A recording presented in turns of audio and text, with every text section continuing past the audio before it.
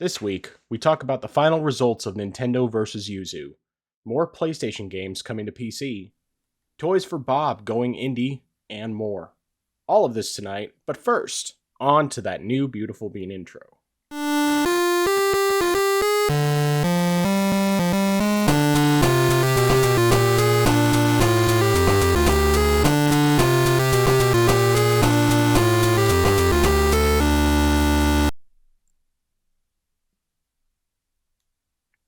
Welcome to the place where PC and console gaming talk combine. This is the Orange Box Podcast, episode 22. I am your host, the man who consumed so much fanboy salt this week that it could have fully salted the entire ocean another 2 times. Nathan, also known as the Frozen Gamer 87. And joining me, as always, the man who will soon be challenging Huns with an arm cannon and pet Metroid, Justin, better known as I Am Zaracon. How are you doing? How's your week been? It's been a long week just because I've been tired. To be honest, I actually don't even remember what happened Saturday, but Sunday I had begun moving, so that's something that I'm still actually in the process of doing. Mm-hmm. But I started doing that, and unfortunately, after Sunday, I just felt so drained, and I've just been groggily getting by through the week. So that's something that I've been trying to do. I feel a little better today than I did the past few days. I'm hoping that I just get through tomorrow and Friday and then just crash, although I partially feel like I might be doing some more moving stuff over the weekend as well, so hopefully I'll just sleep in Saturday and then maybe I can handle stuff like that later on. But yeah, that's pretty much my week. That's good. Well, just be glad you're not moving cross country or anything. Oh goodness, I can't imagine how that was. I mean, at least, we had started the process ahead, and we were basically just shipping stuff little by little, mostly through flat rate boxes, at least, other than the stuff we got rid of, because we got rid of a lot of stuff too. But and then we flew down when we actually flew down in May of that year. But yeah, either way, it's definitely a lot less stressful moving across town or whatever than it is moving across country. So. Oh, I definitely believe that. But my week it's been a week. So of course last week I was just starting to feel pretty sick when we spoke last, and it definitely just got worse. I ended up working Thursday because I thought that I was feeling well enough to where I could at least make it through the day. And I did make it through the day. I mean, it was I was better-ish, sort of. At least I thought I was. But then, the problem is that both Wednesday and Thursday night, I basically just barely slept. I tried to sleep, but my body temperature was all out of whack because it would, I'd go from being chilled to being overly warm, and my mind was racing, and I wasn't drinking a lot of water because it hurt on my throat. And so I was not sleeping as well as I could have been if I had been drinking more water. And so I was just completely exhausted by the time Friday rolled around. And we didn't have internet in the morning when I was going to start work. So initially I just was using mobile data. And it was originally supposed to be up and running by 9 o'clock, which wasn't that big of a deal. I figured, I could use mobile data for a little bit, no problem. Even though I was exhausted and kind of wishing that I could just take the rest of the day off. So what I ended up doing was, then it got to 9 o'clock, and then I checked again with the internet company, and they said that internet wasn't going to be up till 5 p.m.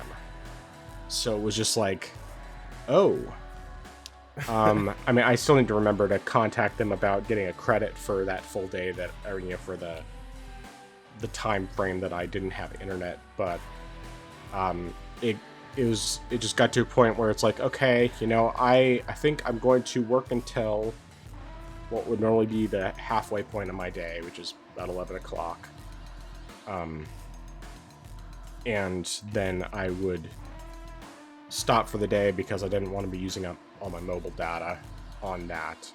I mean, technically, if I go over my mobile data, it just keeps ticking up until it gets to a point that I go to the unlimited plan, which isn't terribly expensive, but I typically just don't use that much data. And so I basically just kind of use it as a good excuse to clock out early and then get some sleep. So I got a little bit of sleep after that. I mean, not a ton. And then I still, like, that evening had to make pizza for the family, which, unfortunately, one of the side effects of my sickness was that I didn't have a sense of smell or taste for the most part. Made me wonder if maybe I had COVID. It's possible, because the last time I had COVID, that was one of the issues I had, but I don't think that's necessarily what it was. So, like, I made this fantastic, well, what would have been fantastic if I could taste it, chicken bacon ranch pizza, but it was with homemade ranch, homemade chicken, homemade grilled chicken, homemade bacon, mozzarella cheese, pickled jalapenos, and fresh tomatoes. And it's like, it's one of those things that would be super good, but I couldn't taste it. Like, I basically could taste, like, the vinegariness of the jalapenos and a little bit of the salt, and that was it. So it's just like, I couldn't really taste anything. But anyway, all that being said, I still wasn't feeling great. But I did that and hung out with my wife a bit after the kids went to bed.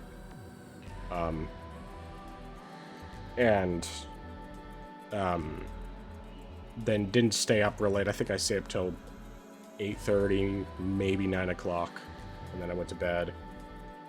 And then and I made sure to take some Dayquil, and I slept a bunch overnight. And then Saturday rolled around, and still feeling very sick. And I ended up we got to around 5:30 in the evening, and I was laying in my chair in the living room because like, the kids were watching the rest of their movie because they're going through the Harry Potter movies, so they were watching second half of the fourth movie. And I just was like, I just decided to close my eyes, try to rest a bit, and realize, I'm tired. I think I'm just gonna go lay down. So went to my room and laid down, and I didn't wake up until about 8:30 that evening. And then I basically was barely awake. I mean, like, I woke up, I think I was maybe awake maybe another hour between 8:30 p.m. and the morning, and the rest of the time I was asleep. So I just slept a ton, and I didn't feel at 100% on Sunday morning, but I was definitely feeling significantly better than I was. And then Sunday I ended up just sleeping. I mean, I didn't go to bed nearly as early, but I went to bed at like 8:30 or maybe 9 o'clock, and I just slept all night and was doing a lot better in the morning. But Sunday, at least, I was feeling well enough to where I was able to get some productive stuff done. I got the rest of the one of the recordings done for my next gameplay comparison that I'll talk about here in a bit, and finally got some working out done because I hadn't done any in a few days. And I think I did some other cooking and stuff. Oh, I edited my cooking video that I put up on Monday, and yeah, I did a few productive things, so that was good. And then Monday I was feeling a lot better, so I was able to start getting back into the normal swing of everything. And now today it's Wednesday, and I'm most of the way better. It's basically just like I still have a little bit of a cough that's kind of hanging on, and some sinus issues, but that's about it. Otherwise, I'm feeling mostly better. I have most of my smell and taste back, just not all of it. So, anyway. Nice. Yeah, I'm definitely glad that you're feeling a whole lot better, even if it's not 100%. Yeah. One thing that you actually could have done while you were sick, since you said you lost your sense of taste, was you could have played Suicide Squad. you might have actually enjoyed it at that point. Since you lost your taste. Nice. Yeah. But I'm definitely glad though that you're better. I hope that like by the weekend you'll clear the rest of your ailment. Yeah, so, some of these things kind of hang on a bit, but I'm not too concerned about it. I mean, the main thing is that I have a clear brain, and I'm not coughing a lot, just a little bit here and there. It's mostly just still some gunk, like in the back of my throat, that occasionally will come up, and I'll have to cough. But I'll be sucking on a cough drop off and on throughout the rest of this evening, so that I'm not coughing up a storm while we are chatting. But yeah, I will say one thing that was part of this past week was a fair amount of salt farming from my comparison videos, particularly just one particular user. I'm not even going to mention their name, because it's just they don't use their real name anyway. But it's like very clearly Nintendo fanboy. Initially I was trying to actually argue logic with this person to explain to them, the purpose of these videos. It's not, I don't know, but basically the short version of his argument was that the Nintendo Switch has, still sells better than the Steam Deck, therefore it's better than the Steam Deck. Or that it still wins because it's still selling more than the Steam Deck, even though the Steam Deck is more powerful. Which is... It's like, okay, and I care why. Yeah. And it's like, it's only Nintendo fanboys that think the Steam Deck was ever supposed to compete with the Switch. It's like, it's not. It was never intended to compete with the Switch. I mean, that would be idiotic. Obviously, there's no way that the Steam Deck will ever sell as much as the Switch. I mean, it's more expensive. It's more niche because it's a PC rather than a console. It doesn't have the broad appeal of Nintendo. I mean, there's so many reasons why it doesn't sell as well. And the argument this guy was giving was basically the equivalent of saying, well, the Tesla, doesn't sell as, or the Toyota Camry sells better than the Tesla. That means that the Tesla's a failure and the Camry's better. It's like, you got two different markets, two completely different purposes behind buying the type of thing. I mean, yeah, tactically they're similar form factor, and technically they could be used for the same thing, but they're just not the same market. It's... but there's no arguing logic with fanboys. So eventually, I mean, initially I was just like, okay, I'm not even going to bother responding to his comments. And then after a while, I just decided, you know what, maybe I'm just going to start responding with a salt emoji every time he comments, or every time he tags me in a comment. And so I did that for a while, but this whole time he's saying that I'm the one who's salty. But, this guy's literally commented like 100 times across multiple videos. I mean, it's not 100 per video, but it's like between 5 or 6 different comparison videos. He's put out 100 comments, and most of them are the same thing. And it's like, yeah, I could block him because, he is basically spamming. Or, I mean, but there's enough variation to where it's like, okay, number one, there is variation. He's not just saying the same thing over and over, even though he did spam the same comment multiple times across multiple videos. But also because, like, then it would just be...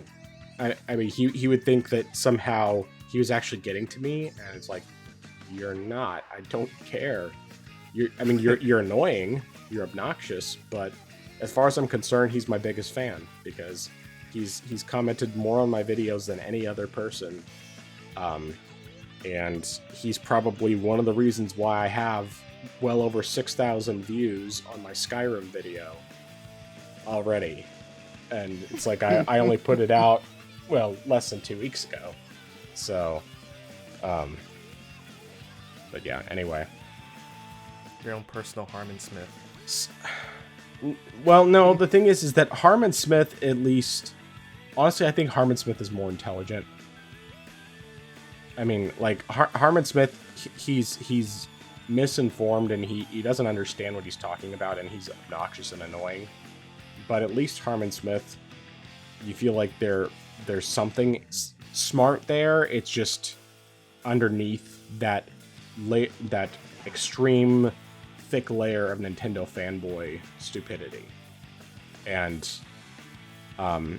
it's I'm sorry, I'm gonna go off on this a little bit longer. So one of the things that I find the funniest about all of this is that this guy, and Nintendo fanboys in general, none of the other ones have been as bad as this guy, for sure, because none of them have commented so many times, mostly repeating the same thing.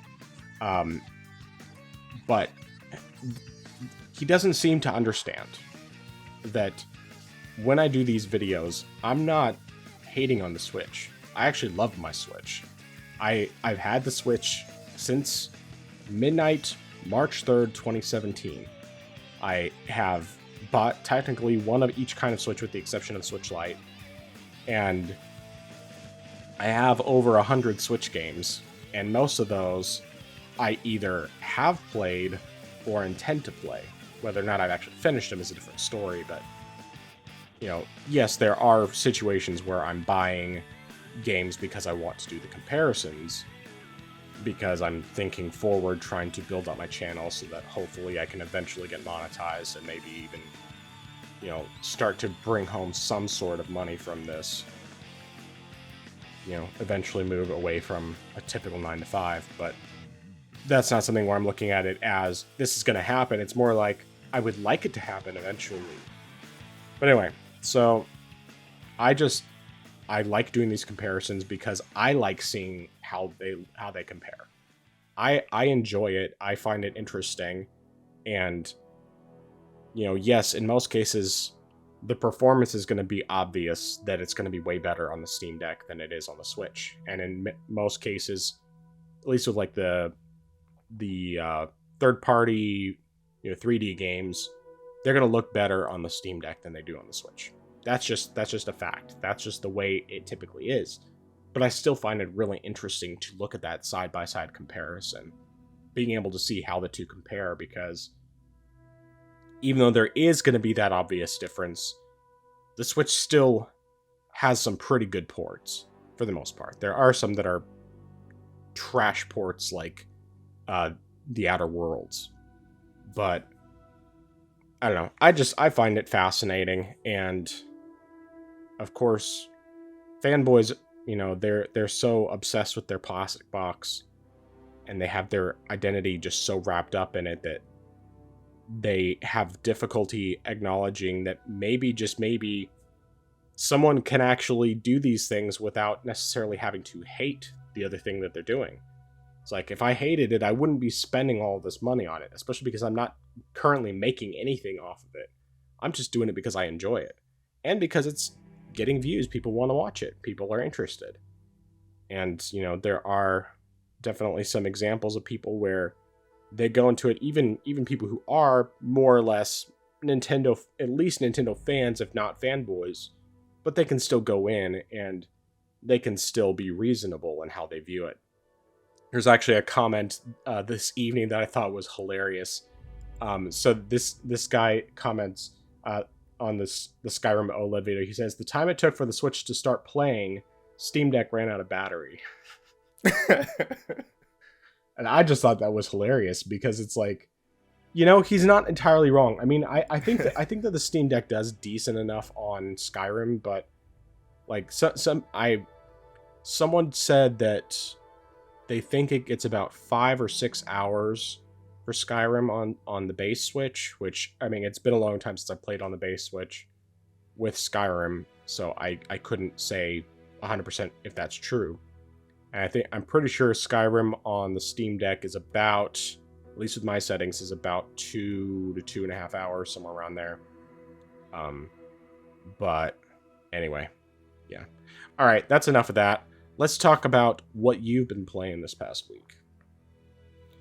All right, so I played some Stardew Valley with some friends. We got back into an old session. I actually thought I got this before, but I got it during this gameplay.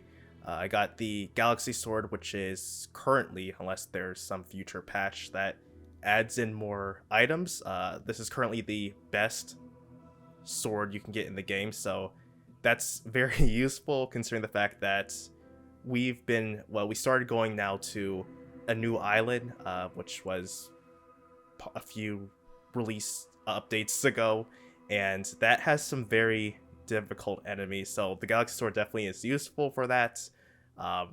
We've also started to make some other progress with a few other of our community bundles. In fact, we got this sort of secret one that is for like the Joja Corporation. So we're working on that. We're pretty much close to getting that done.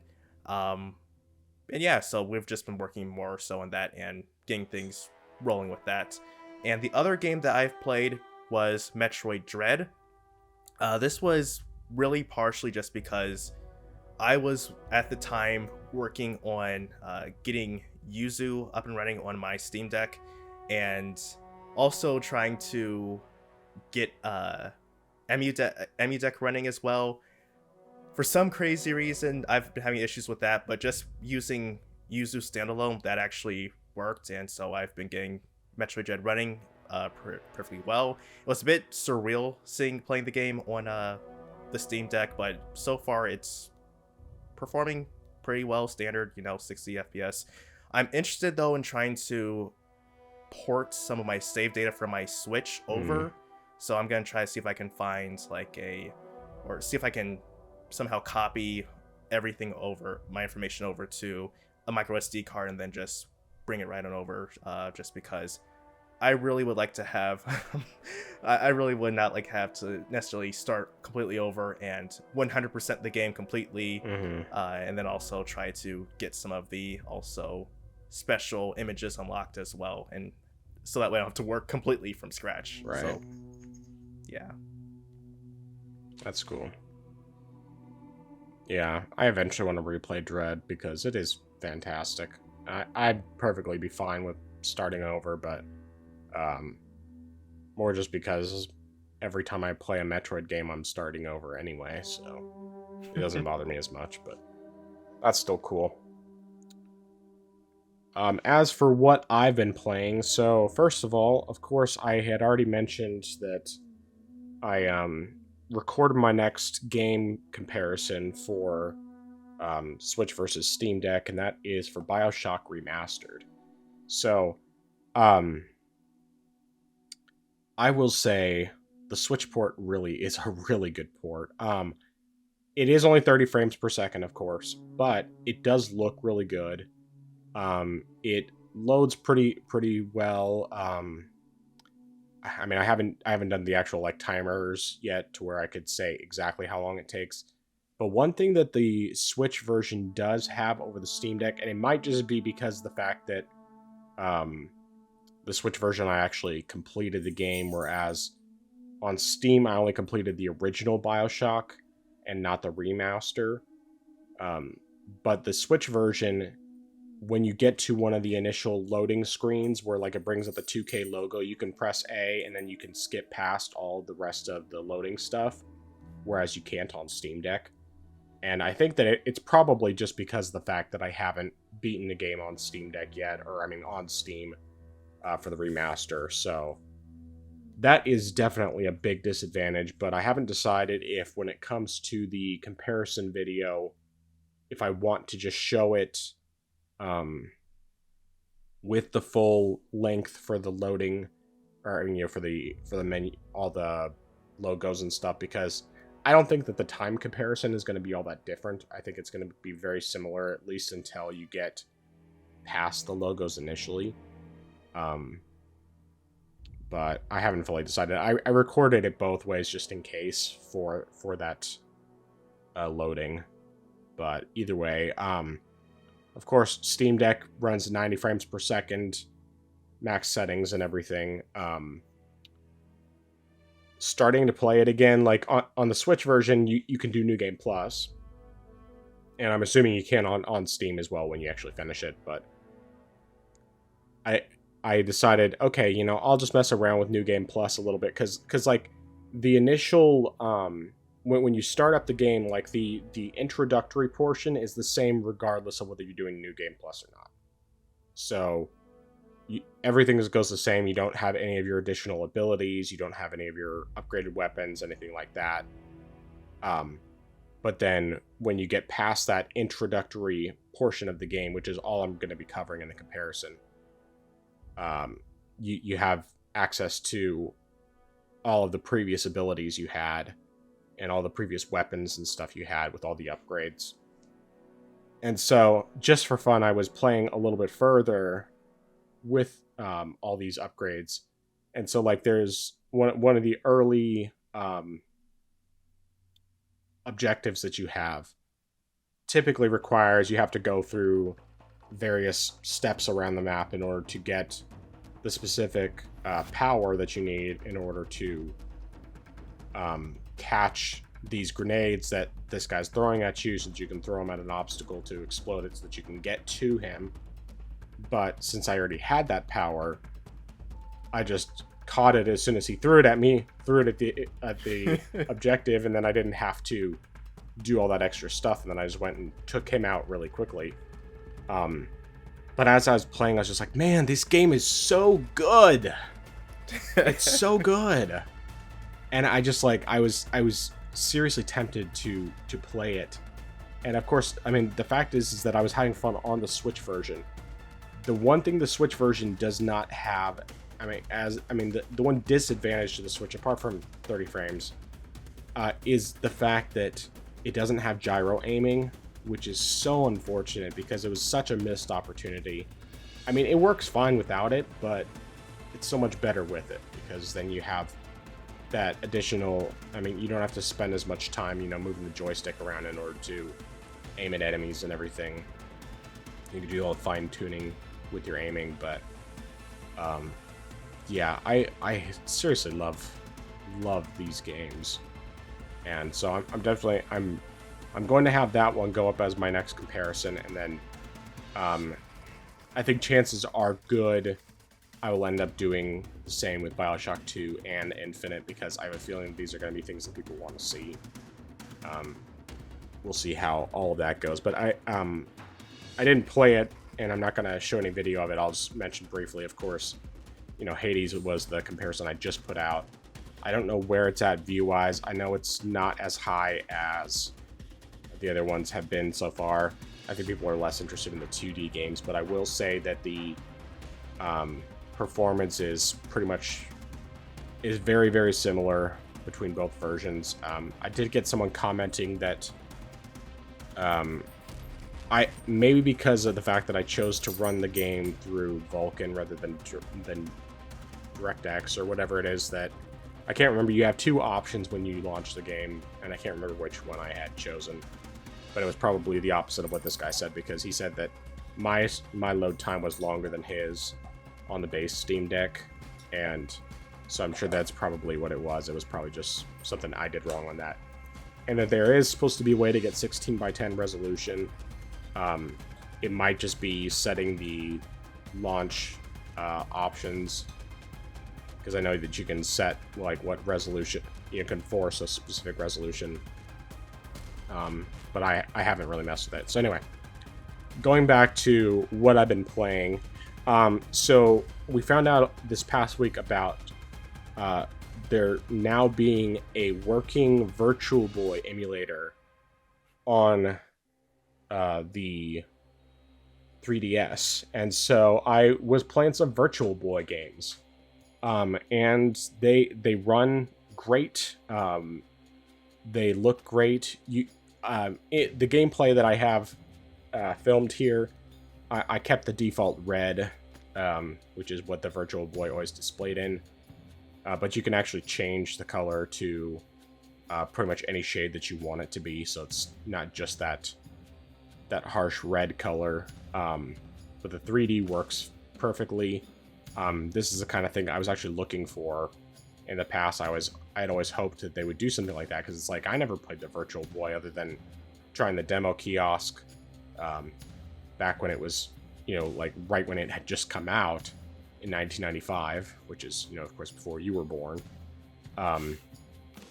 But anyway, so I checked it out, and you can get the full the entire game library for the Virtual Boy, which I can't remember exactly how many games there are, but it's like a grand total of 24 megabytes for the entire Virtual Boy game library.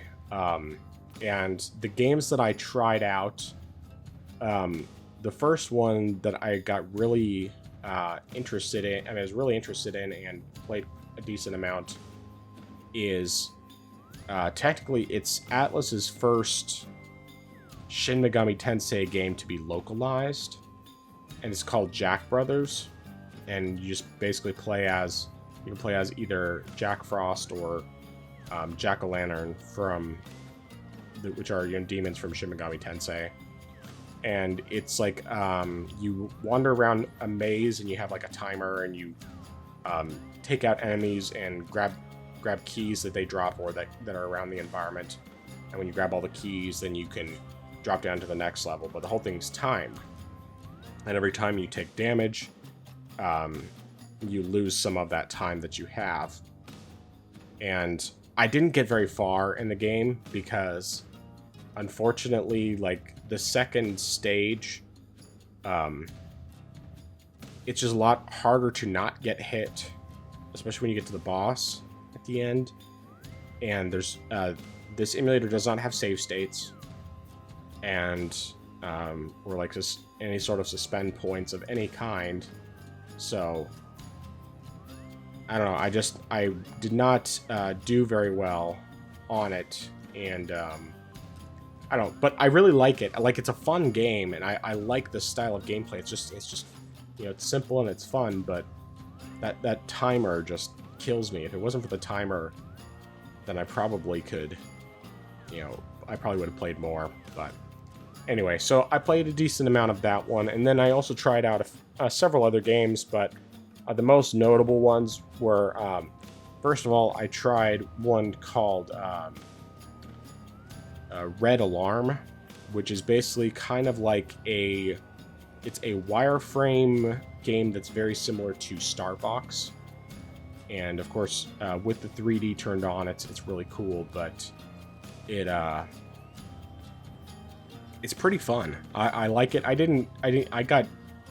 I've only tried going through it a couple times, and both times, I got to about the same point before I died. But it's just a cool game. It's something that I really liked checking out.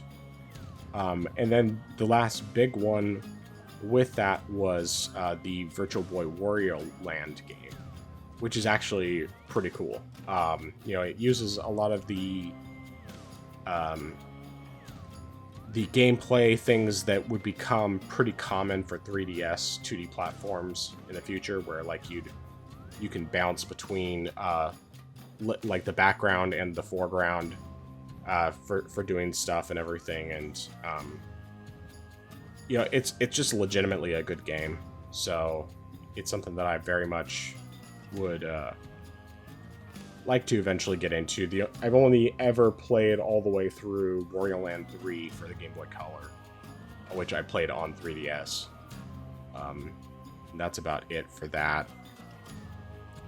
But other games I played, and I want to just briefly back up and say that even though it sounds like, even though technically, numerically, I played a lot of games, it wasn't, most of the games I didn't play for very long. So, the BioShock is the one I played the most of those ones, just because of the fact that by that point I was feeling well enough to where I could.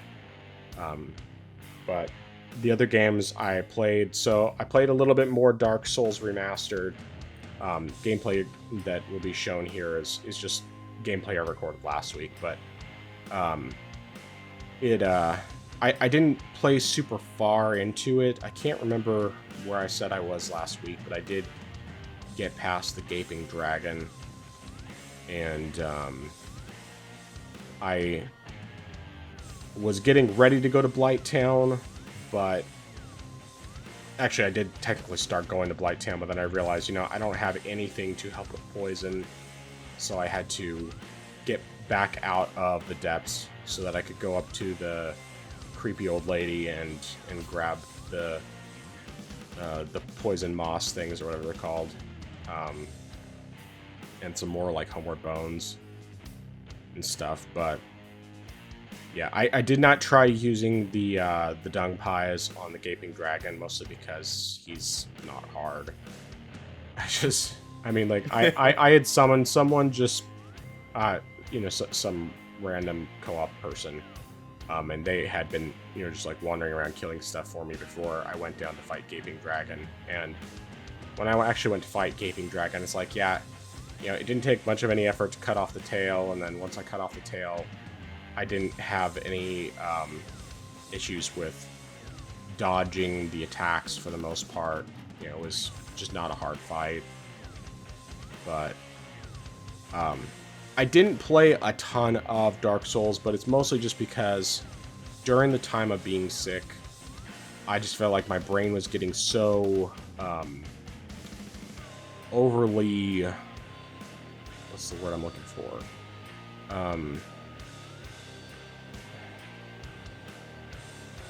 Can't think of the right word, but basically it's just like it was just too much on my brain, and it was one of those things that was messing with my brain a lot at night when I was trying to sleep. So I ended up just I think also because I was watching a bunch of Dark Souls videos, but I ended up just like not playing very much of it. And yeah, and same goes with the Persona 3 Reload. I didn't play a lot of it. It didn't quite like fill up my brain as much, but it was more just that I was less in the mood for a story. And of course, the times that were a little more convenient for me to play were typically either when I was just feeling sick, and so I just wasn't really feeling up to really focusing on that, or they were times when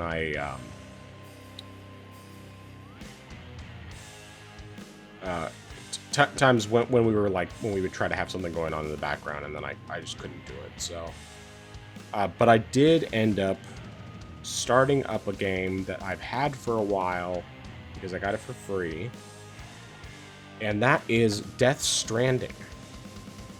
So I played it mostly on my Steam Deck, with basically default settings, high shadows, and doing like a 45 FPS cap because you can't really maintain 60 on it. So I did a 45 cap on it. It looks great. The 45 feels pretty good. I mean, 60 would obviously feel better, but there's no way to maintain that without really lowering all the settings, and I didn't see the point. I mean, I thought 45 was good enough for playing on a handheld. Gets around 2 to 2.5 hours of battery life. But yeah, I've played maybe like 4.5 hours of it, somewhere around there. And the gameplay footage I have recorded here is actually stuff that I just recorded on my PC this evening, mostly because I didn't really feel like setting up to record overhead, but also because I hadn't tested it yet on my desktop, and I wanted to. Basically, with max settings on my desktop, I'm getting about 95 to 100 frames per second. I could lower some settings and probably get a consistent 120, but I think I'm probably just going to keep it as is, because still getting 100 frames per second is really good. Um, and yeah, it's an interesting game. People have I've heard a lot of people call it a walking simulator, but it's not really. You do a lot of walking. That part is absolutely true. There's more walking than anything else. But the walking is not just walking. You're having to kind of balance your like the load that you're carrying with you. You are trying to find your way, different ways up obstacles. There is some like stealth stuff dealing with avoiding these enemies called the BTs, which are like shadowy figures that you can't harm, at least not so far. And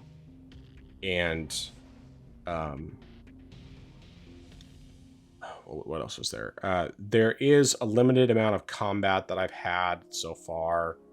I know that there is more at times, and like I was able to do some like test training with a gun that I just got, which is it's just like it shoots like lightning bolts basically. It's a stun gun essentially because you don't really kill, at least not as far as I know in this game.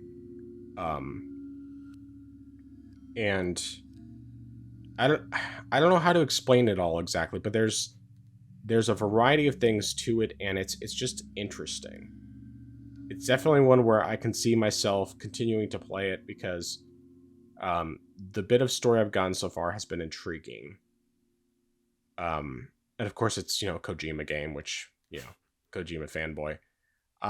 But the main thing is that it's something different, and it's the kind of game where, because of the fact that there's enough time just spent walking to find my way to places where I deliver packages, or I find packages that have been discarded, set up various like ladders and ropes, and now I have the ability to do bridges and things like that will help other people who come through to get around the terrain. It just there's enough variety here to where I think it's going to be a good one, but I'm going to be spending more time with doing all the traversal, to where I think that this will be a good background game. And of course, times when I want to actually do like some actual combat, then I'll probably be playing Dark Souls. But then if I'm just wanting to walk and explore and do the deliveries and various things like that, then I'll spend more time on that in this game. So anyway, I've talked long enough about this. Any thoughts, any questions before we start getting into news? I guess just one quick thing I want to mention is, so do you think you'll be getting the Persona 3 expansion that's going to be coming out later on? Yes, I will probably, I'll probably just get that actual like story expansion and not bother with the rest of the DLC. Mostly because like anytime that I ever have the option for these different costumes and battle themes and everything else, like I might check them out once, and even if I really like them, it's like, I prefer just using the stuff that's part of the actual game. So because it I don't know, it always just feels weird like throwing a Persona 4 theme in Persona 5, or having the Shin Megami Tensei theme while I'm playing a Persona game. It's like, they're great, but I don't really I want to experience the music that the game has to offer. I want to experience the costumes that the game has to offer, all that. So, but yeah.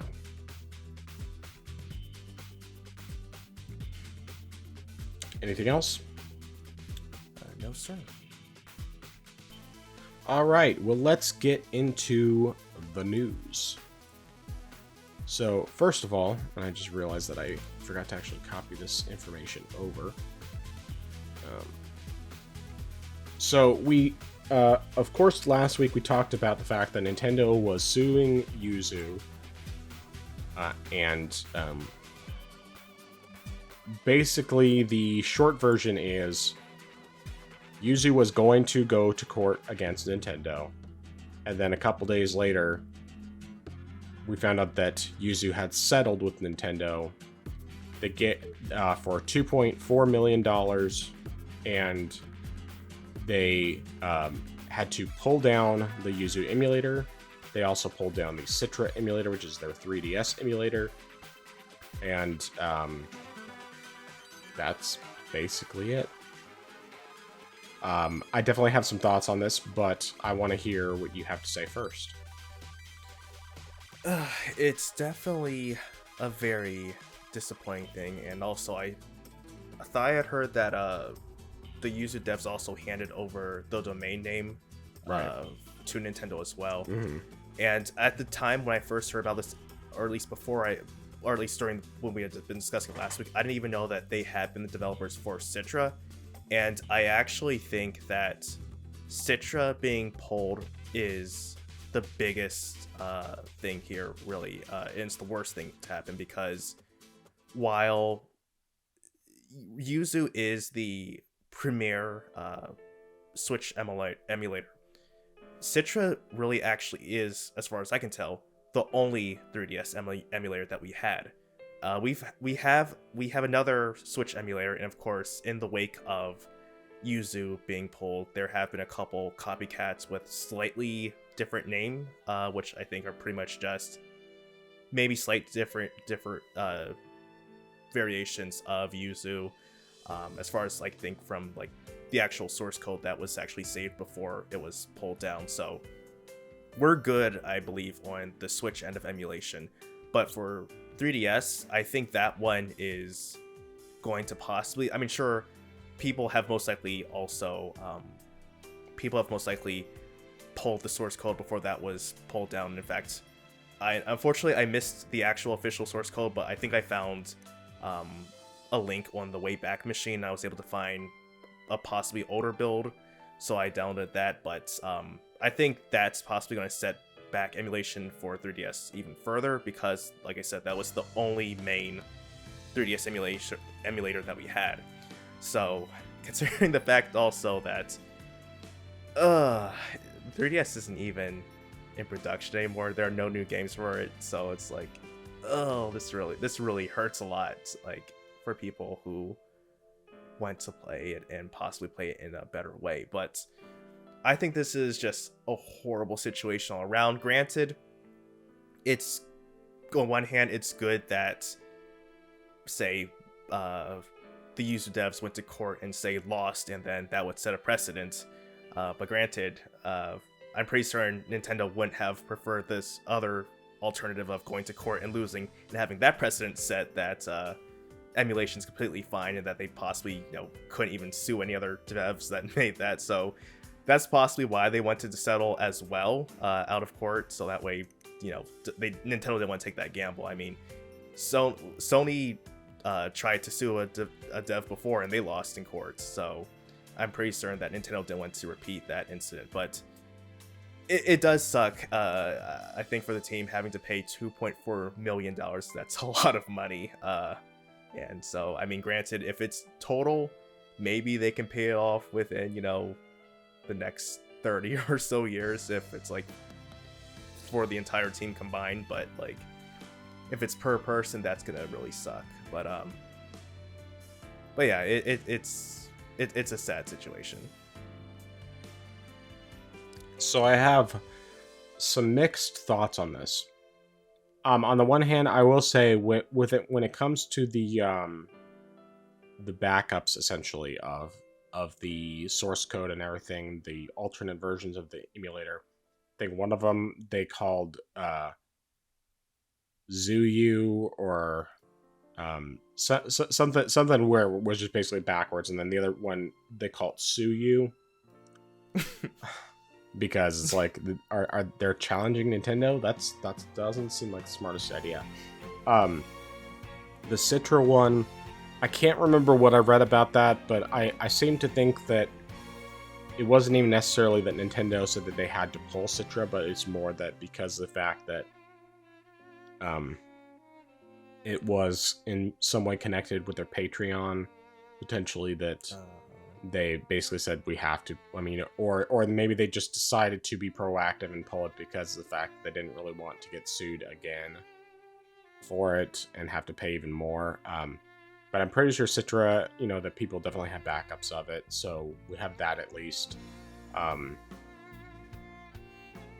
And one of those alternate Switch emulators that's using the source code was already pulled.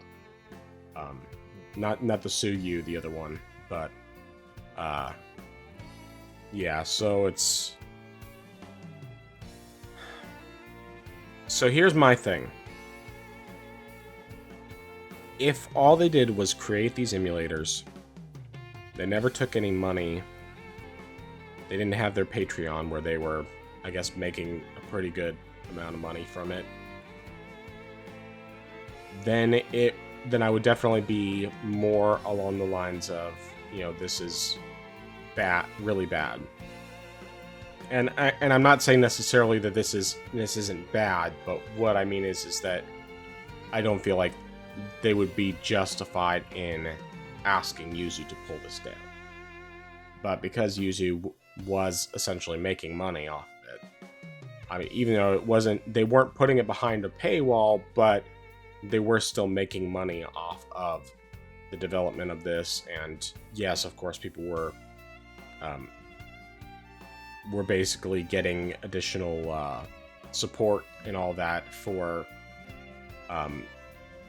paying towards this Patreon and all of that. Because they were doing that, it was dangerous. They just had to know that was going to happen at some point. And the other thing is the fact that this settled so quickly. They had a public Discord. There's been some information to suggest that creators, at least some of the creators of Yuzu, were actually basically explaining to people how to get illegal copies of games, telling them where to go, and essentially encouraging the piracy, which goes beyond just simply making the emulator. As far as I know, Ryujinx, they have not done that kind of thing. I'm not even sure if they have a public Discord. So Nintendo may very well have had a bunch of the information already ready to go, some essentially nails in the coffin, that if they had gone to court, Yuzu could very well have lost anyway, and it could have been actually worse.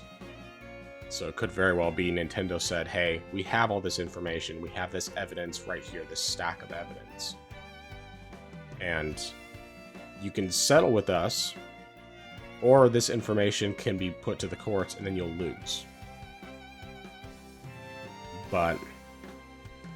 Or you'll risk losing, and then you'll end up having to pay more, because then you'll also be paying legal fees and a settlement potentially and everything else. And it sounds like that could very well be what happened in this situation, and why it is that this went from we're gonna fight this in court to settling it a couple days later. So I don't know. I don't like the idea of getting rid of the emulation, particularly Citra. I agree with you on that, because it's not in production anymore. People can't legally get the games anyway, unless they can find physical copies. I don't even know if you can still buy codes for digital copies. You probably can, at least somewhere. I'm sure at least some place has digital codes left for these games. But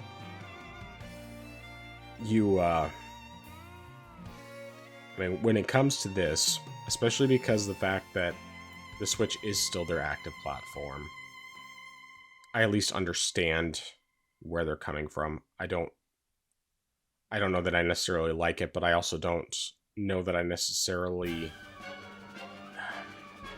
It's hard to explain it, because I'm trying to be as understanding of both sides. That's just the way I am. I try to understand both sides of the argument, and I've never done any Switch emulation myself, because I just never really saw the point, since I already have a Switch. And at least in many cases, it seems like the performance of the Switch emulation is not necessarily always better than it is on the Switch itself. Obviously, there are definitely great examples, like with Breath of the Wild and Tears of the Kingdom, things like that, where it is significantly better. But anyway, I don't know. I don't like the idea of Nintendo doing things that make it harder to preserve what it is that they have, especially when they get rid of it, like with the 3DS.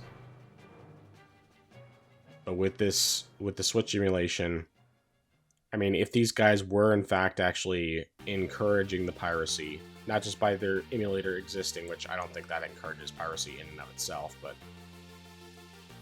by actually like telling people where you can get these illegal copies of this game, especially ones that are out before the game even releases, for example, with like Tears of the Kingdom.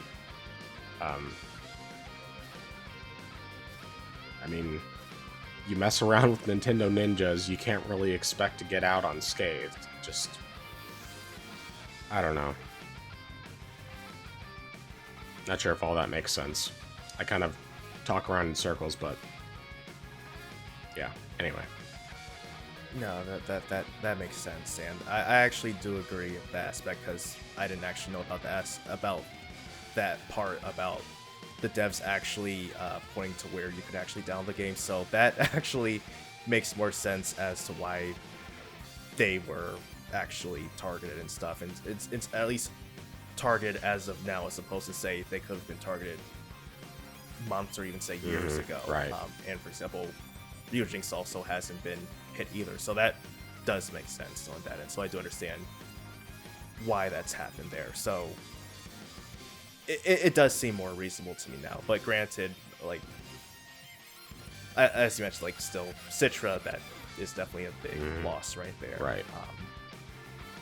Yeah, because I mean, I even tried to see if I could get Citra on Emu Deck, and actually no, actually it was able to be somehow be downloaded, even though Yuzu wasn't, because the repositories are completely gone. But Citra was able to be downloaded. I don't know if it's going to be pulled at some point, or if it's going to be unavailable to download, but yeah, it's gonna be a while before we see something, I think, again, pop up for the 3DS. I mean, I think I might actually still have both Yuzu and Citra on my Steam Deck. I mean, I haven't used either of them because I still have the Switch and I have a 3DS. But I know at least at some point I downloaded them. I just can't remember if I actually kept them. The other thing for me is, like, especially when it comes to 3DS simulation, I like the 3D effect so much that I'd rather play it on the 3DS just for that. Even when performance isn't always the best, but... Oh, speaking of randomly, I haven't tried jumping in since I read this, but I was looking into the idea of emulating Monster Hunter 3 Ultimate, the Wii U version, on my Steam Deck, because it's one that it's like I still haven't finished it, and I kind of want to finally, like, fully finish it, or finish it to my satisfaction, completing Mark of a Hero. To where I'll be happy with it and finally feel like, okay, now I feel like I can actually move on to another Monster Hunter game without feeling guilty for not finishing 3.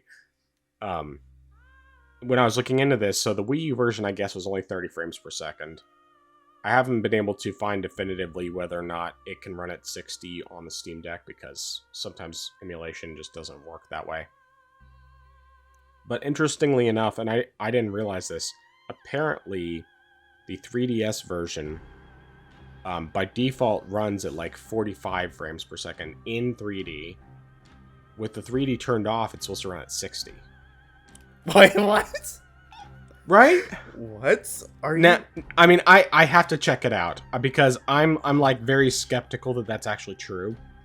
And of course, the problem is it's like the game looks so much better with 3D on than it does with it off. Like it looks horribly blurry and everything with it off.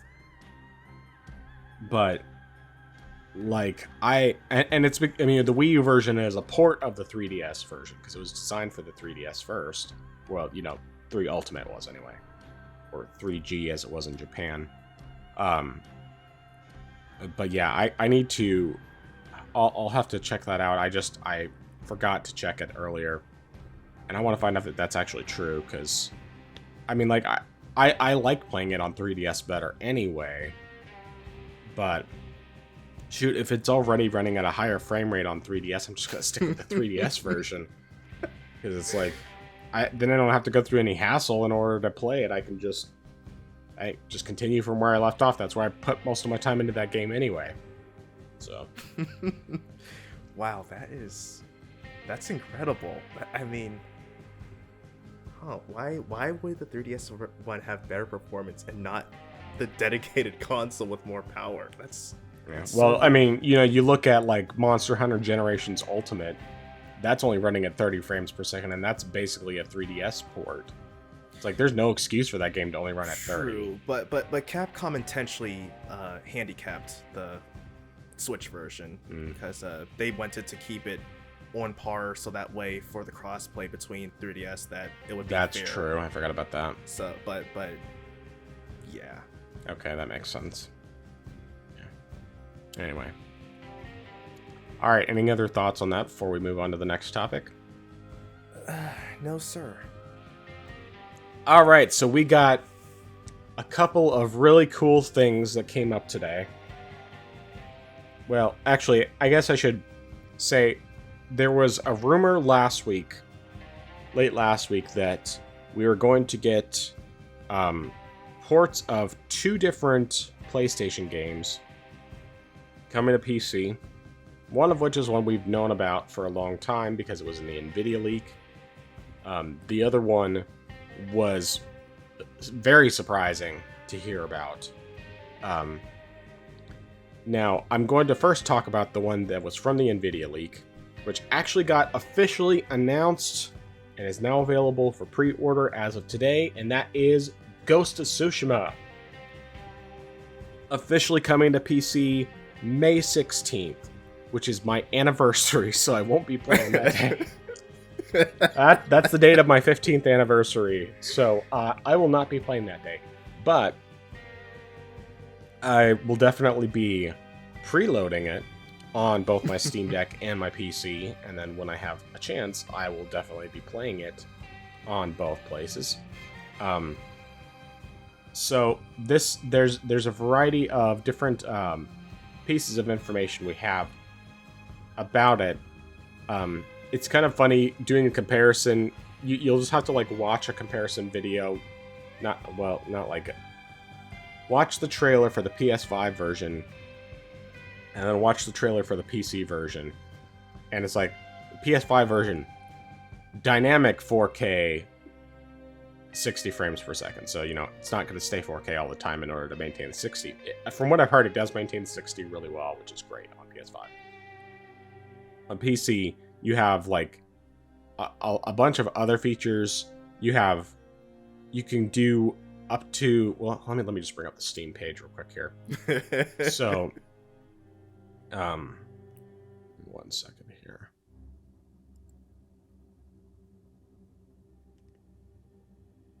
All right. So, unlocked frame rate, of course. Variety of graphics options, of course. One of the things noted on the Steam store page, Taylor, that sorry, let me read the exactly. I can't talk, my goodness. Experience Ghost of Tsushima with unlocked frame rates.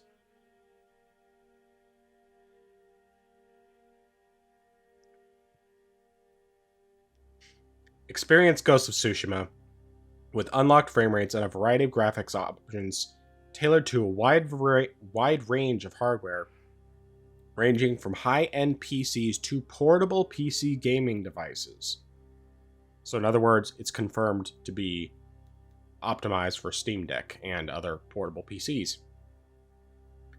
Of course, they have ultra-wide support, super ultra-wide support, which is 32 by 9 resolution, and even 48 by 9 triple monitor support. I would definitely take advantage of that if not for the fact that my monitors are 3 different sizes. I've tried doing triple monitor on Destiny 2, and I mean, it worked, but I'd rather just keep it to one screen. Also has options for DLSS 3, FSR 3, etc.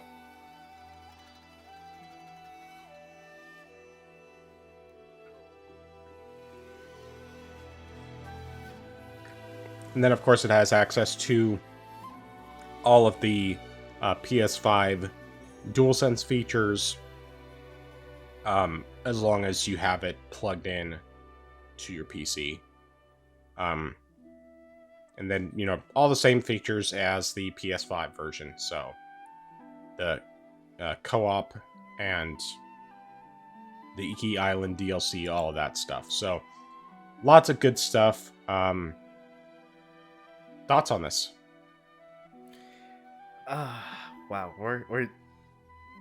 wow, this is incredible, and the fact that I think part of the reason why we have such great optimization, especially the fact that we have all these monitor and resolution support, is just because the fact that it is done by Nixxes. Mm-hmm. Nixxes is coming through yet again, carrying PlayStation's games on its back. Nixxes must be tired right now from like fixing all of these PC ports that have been messed up, and just for the ones that they put out themselves, they've just been knocking out the ballpark. So I am very happy to see this, and this is one of the games that I really wanted to get ported over. I mean, seeing other games was cool, it was nice and all, but only a handful of Sony's games really were ones that I really wanted to get, and I was really hoping that we would get this one. And when I saw it on the NVIDIA leak, I was thinking, yes, this is awesome. I really hope this is true. And now, not only is it true, but it's coming out in a matter of months. And so, wow, you know what? And I don't even do this, but I think just because the fact that as you sent me the thing, I'll get 15% off, I might pre-order this. Just because I know this is going to be a quality port. This is a good game. Yep. And oh wow, and the fact that it's possibly gonna be so well optimized too. I mean, yeah. I'll probably playing this on my deck. I'll probably playing this on my PC. I mean, by that point, I should definitely have finally built my desktop PC. So it's gonna be perfect. I mean, wow, I'm really excited for this. Yeah. One thing I do want to note is that more likely than not, it's only going to be 30 frames per second on the Steam Deck, would be my guess. You might be able to mess with the settings to get it closer to 40, but I'd say there's zero chance of getting 60. So just keep that in mind so that you're not disappointed if it's not better than that, because I don't see there's any chance that we'll get 60. I mean, Nixxes has demonstrated that they can make these games. I mean, they made Ratchet and Clank Rift Apart run on the Steam Deck at a pretty good 30 frames per second, and that's a PS5 game. This is a PS4 game with enhanced visuals, and it, like Spider-Man Remastered, and Miles Morales, I do think that it's very likely that we could get 40 or pretty close to 40. I know I'll be happy with it regardless. I can live with 30 if I'm not playing it that way all the time. For me, the main thing is I'll be able to switch back and forth between the two, and of course, just like I absolutely loved this game the first time through, and I look forward to playing through on the higher difficulty, because I'm really curious about that brutal difficulty, or I mean not brutal, lethal difficulty, where basically you go down like in 1 or 2 hits, but so did the enemies. So I think that could be really, really fun and interesting. And if I find that it just doesn't work for me, then I'll just go back to hard because I know I could get through hard. And I'm really looking forward to finally checking out the Legends co-op because that's something I've been wanting to play, but I couldn't do it before on PS4 because even though even though it was free DLC, I did not have PlayStation Plus, so I didn't have a way to play online anymore, and or at least by the time that came out. And then additionally, it's just like I didn't really have people I wanted to play with, so now I know I have at least one or two people that are interested in playing, and I'm really looking forward to it. So, but yeah, super excited about this. Definitely going to go through and do the platinum equivalent again because I did it the first time, and I'm pretty sure there's nothing tied to difficulty either, even though I definitely recommend playing on hard, unless you want to try out lethal difficulty. So, plus I know that you got enough skills that you could easily handle it. But I just found that it was so much more satisfying getting through the game on hard, even though there were definitely times where they were just infuriatingly difficult. Well, they were difficult for me because my reflexes suck and that sort of thing. But yeah.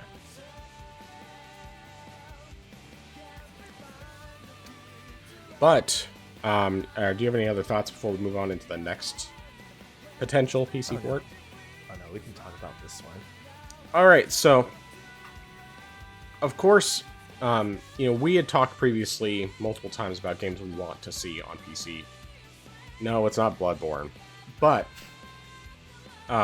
something that I've been wanting for a long time because I'm such a big fan of this game, as well as the one that came before it, is Gravity Rush. So Gravity Rush 2 is rumored to be getting a PS5 and PC port, and that is expected to be announced in May.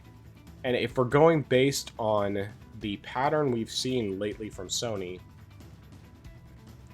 what is probably going to happen is that it will probably be announced formally shortly before Ghost of Tsushima comes out, because of course Ghost of Tsushima got announced today, and it's basically about 2 weeks until we get Horizon Forbidden West dropping on PC. So I think the rumor was already May was when we were probably going to get the announcement for Gravity Rush 2, and based on what we've seen with this pattern continuing, I'd say that I believe it's true.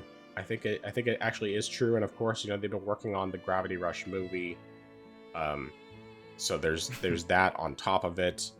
I do kind of hope that maybe they would do like a 2-pack where you could get Gravity Rush 2 and Gravity Rush Remastered. But even if you don't, I mean, the story is not important with this game. It just really isn't at all. And what I played of Gravity Rush 2 on PS4, I absolutely loved. Like, tons of quality of life improvements over the first game. And of course, it's visually stunning. I can just imagine this being high resolution, 120 frames per second. I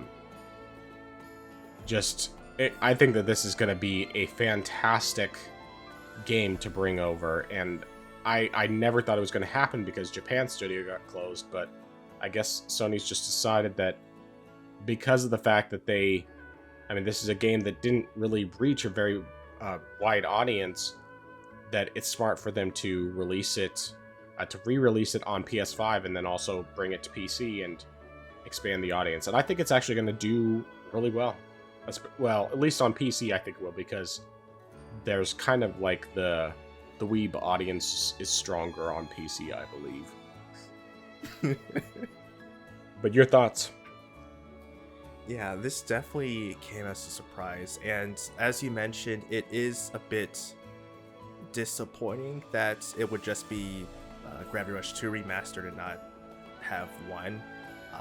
But I mean, on one hand, it's not it's somewhat par for the course for Sony. I mean, they ported over um, Uncharted 4, but never the first 3 games. They ported over God of War 4, but didn't port over the first 3 games. Yeah. But granted, at least with God of War 2018, I feel like that one, because it's sort of starting a new story arc, that one you can actually just jump into that one without playing the first 3. Absolutely. Granted, I still would have liked to have gotten the first 3 games. So I guess on that part, it like I said, it's par for the course, but it's still great to see that it's coming over. It's definitely something that I would be very much interested in playing and trying, because I didn't play the games because I didn't have a Vita, didn't have a PS4, but looking at some of the gameplay footage, it definitely seemed interesting. And it does make sense that it would come out, because as you mentioned, they've got the Gravity Rush movie that is sort of in production, and Sony has been putting out games to help sort of promote their films, like or at least with TV shows like Last of Us. They put out so many times remaster and port of Last of Us, so they did that. And I think even they might have maybe remaster or put out the port of the remaster for Uncharted right around the time as the film they did. So if that's the case, it would make sense for them to put Gravity Rush out ahead of time for the film, so they can sort of like build up hype around it. But yeah, I'm definitely looking forward to this. And as you mentioned also before, with the pattern of announcements before a game that was already announced to come out, it definitely makes sense that we would be getting that. So I'm expecting it. I will be a bit disappointed if it doesn't happen, just because of the fact that it seems likely, but I am hopeful that this will happen. And maybe it's something that, I don't know, maybe near the end of 2024 it'll come out, maybe early 2025, like January or February. That's my guess as far as like the latest release date for it could be. But I know that like actually, what other games does Sony have coming out on PC later this year? I mean, I know that nothing else confirmed yet. Okay, so then again, maybe it is coming out. Yeah, I mean, Okay, I think that probably it's going to be the next one after Ghost of Tsushima, and if they're maintaining that pattern every 2 months, I mean, this lines up with the rumors of them bringing older PS4 games over, too. Like ones that maybe didn't do as well. Now, of course, I would love to see them do like Infamous Second Son, like the rumor was saying, because it's a fantastic game. Of course, I'd like to see all the Infamous games, but even just Second Son, I mean, you could play Second Son without playing the other ones and still fully enjoy it. And Second Son is so good too anyway. But, there's definitely plenty of potential. I would say that based on what we know, I mean, like games that came out 2 years ago, for example. So we'll probably get God of War Ragnarok this year. Either that or early next year. It's going to be one of those two. I would say that's pretty definitive, because that just seems to be their current pattern, is with the exception of, Ghost of Tsushima and probably Gravity Rush 2, which, there's a considerably larger gap, but of course, it was also, they also had other stuff coming out first. I mean, I think that we could, I mean, God of War Ragnarok will probably be late this year or early next year, and I think that the only other games they have are older games at this point. Other than stuff that came out more recently, like Spider-Man 2, and trying to think if there's any other first-party games that came out recently that aren't already on PC. So, I mean, obviously we had Helldivers, and it's not first-party, but we had Forspoken, or Unspoken, as you called it before. But I don't know. We'll definitely have to wait and see what happens this year. But either way, I'm super hopeful just seeing the fact that we've gotten so many ports already, and I'm hoping that they'll start bringing over even more of their back catalog. Like bring over the first 3 Uncharted games would be great. I would like for them to bring over the first 3 Uncharted games and remaster the one from Vita, because that one was really good too. And that's basically a prequel to Uncharted 1. But yeah. That one I'm kind of like, I would love to have it because I would prefer not having to boot up my PS4 again. And like right now, the only thing I have left to boot my PS4 would be the Uncharted collection, assuming Gravity Rush 2 is actually coming.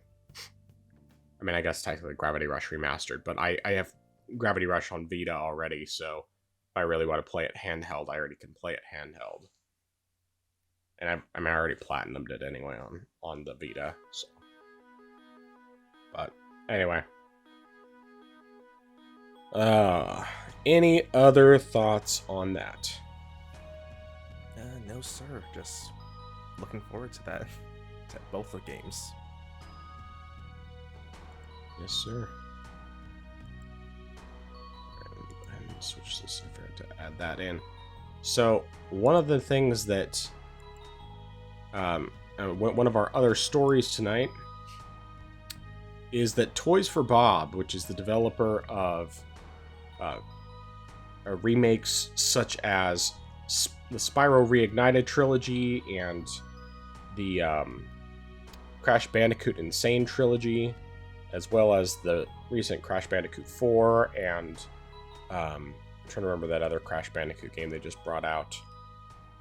They've done several like remasters / remakes, and they are going independent officially, and they've said that they are working on potentially partnering with Microsoft. So they haven't obviously given any like clear indication of what they would be doing with Microsoft, but I think this could be either I would say probably starting with, they could very well do remakes of Banjo-Kazooie and Banjo-Tooie,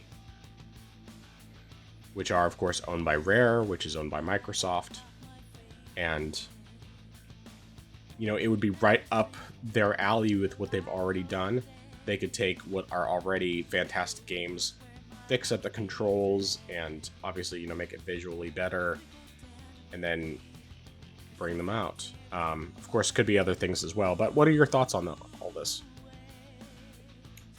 That actually is a good point that I had never even considered. Like, I thought about what they could be partnering up with Microsoft for, but that just makes so much sense. Mm-hmm. That it makes sense. That it sounds great. But I was very I was surprised, but I was like, yeah, that sounds pretty good. If the company wants to go and work on their own projects, they could have stuff that they've wanted to work on before that they couldn't necessarily do because they were contractually bound, especially since they were with Activision before Activision was bought by Microsoft. So I am interested. I've wanted to play the remakes of their games of Crash Bandicoot and Spyro.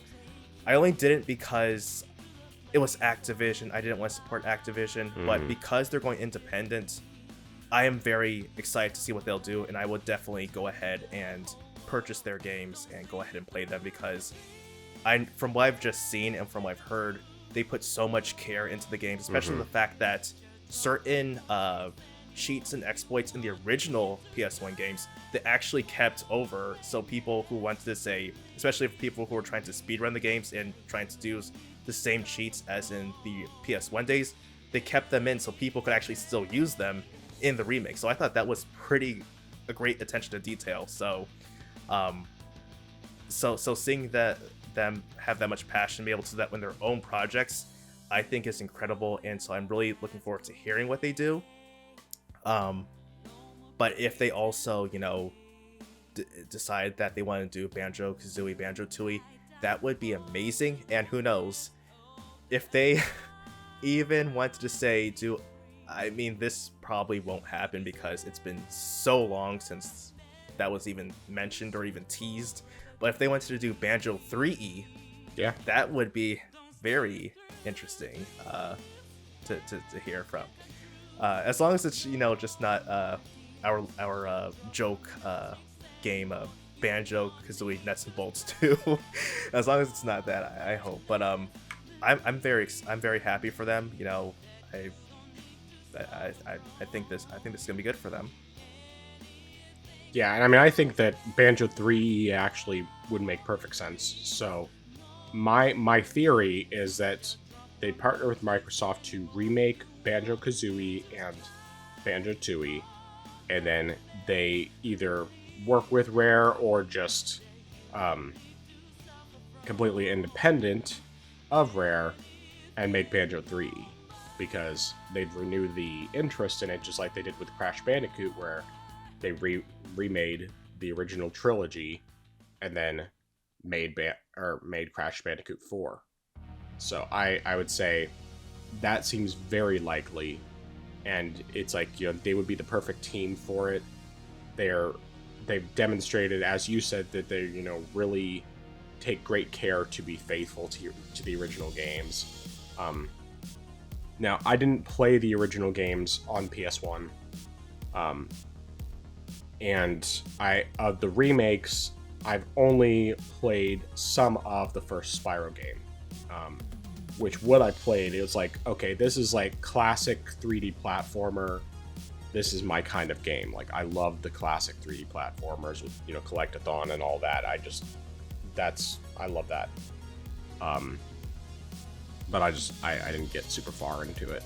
I played for a little bit and then I stopped. I think I just got stuck on getting one of the collectibles, and then I didn't go back to it after that.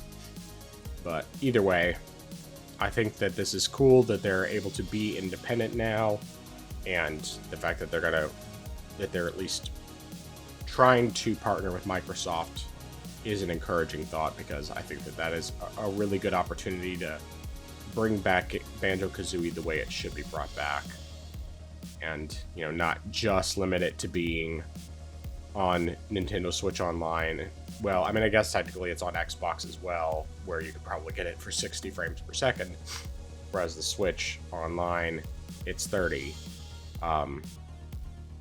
But either way, I would love to see remakes of the Banjo-Kazooie games and bring them up to modern standards while still maintaining all of the original charm and gameplay of the original games. So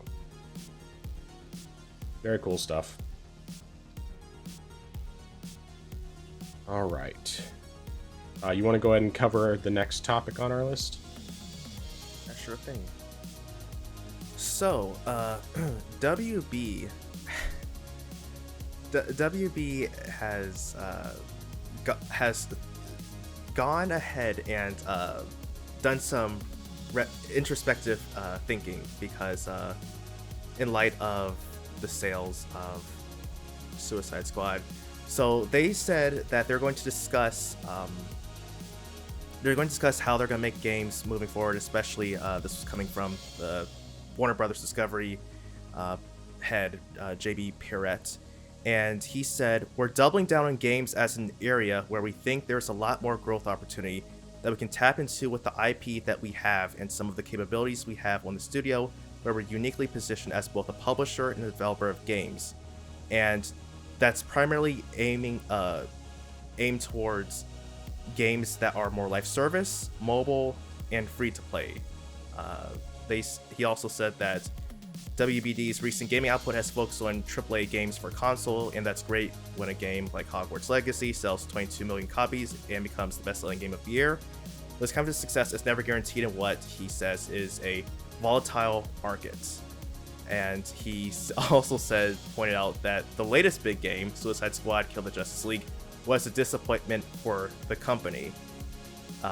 Rather than just launching a one-and-done console game, how do we develop a game around, for example, a Hogwarts Legacy or Harry Potter that is a live service where people can live and work and build and play in that world in an ongoing basis? And then he pretty much just said more of that, and he went to pretty much just focus on making games that are centered around live services, which... Yeah. Do you want to start this off? I see you with that. Like you got something. The art of missing the point.